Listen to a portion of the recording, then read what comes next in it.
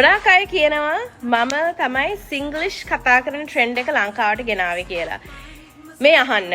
මම එහෙම කතා කරේ ඉස්සර මම ජාත්‍යන්තර පාසලකට ගිය හින්දා. ඉතින් මම ඉගෙන ගත්තේ ඉංග්‍රීසි භාෂාවෙන්. මම ගොඩාක් කතා කරන්නේ මම හැදුනේ වැදුනේ ඉංග්‍රීසියෙන් කතා කරලා. CIS එකට තමයි ගියේ කොළඹ ඉන්ටර්නැෂනල් ස්කූල්. ඉතින් වැඩියෙන්ම අපි ඉගෙන ගත්තේ ඉංග්‍රීසි භාෂාව. සිංහල කතා කරන්න නුහුරු භාවයක් තිබුණේ ඒ නිසයි. දන්නේම නැතුව ඒක ගොඩාක් දෙනෙක් ස්ටයිල් එකක් හැටියට පිළිගත්තට මම ඇත්තට මෙහෙම කතා කරේ මම ගොඩාක් ඉංග්‍රීසියෙන් හිතපු හින්දා ඒ වචන සිංහල වචන හොයන්න ගියාම ගොඩාක් වෙලා යන හින්දා මම ඉක්මනට ඉංග්‍රීසි වචන යොදාගත්ත සිංහලට. අද මට ඊටම හොඳ මට්ටමකට සිංහල කතා කරන්න පුළුවන්. සිංහල භාෂාව ඔබේ මව් භාෂාව නැත්නම් ඔබේ පළවෙනි භාෂාව නම් සිංහල කතා කරන විලාසය වෙනස් කරන්න එපා. අපේ සංස්කෘතිය තිබෙන්නේ ඔබේ අතේ. අපේ සිංහලකම තිබෙන්නේ ඔබේ අතේ. ඔබ තමයි නව පරපුර.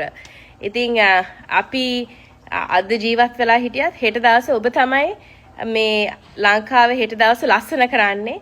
ඉතින් ආදර්ශයක් වෙන්න ඊළඟ පරපුරටත් මම කැමති අලුත් ස්ටයිල් එකක් පටන් ගන්න. ඔබට සිංහල කතා කරන්න පුළුවන් නම් සිංහල කතා කරන්න බැරි විදිහට කතා කරන්න එපා. ඒක ඇත්තටම ස්ටයිල් එකක් නෙමෙයි. ඒක කූල් නෙමෙයි. ඔබ ශ්‍රී ලාංකිකයෙක් නම් ඒක තමයි කූල්ම දේ මේ ලෝකේ. ඒ හින්දා ඒ සිංහලකම ඒ ශ්‍රී ලාංකිකකම නැති කරගන්න එපා.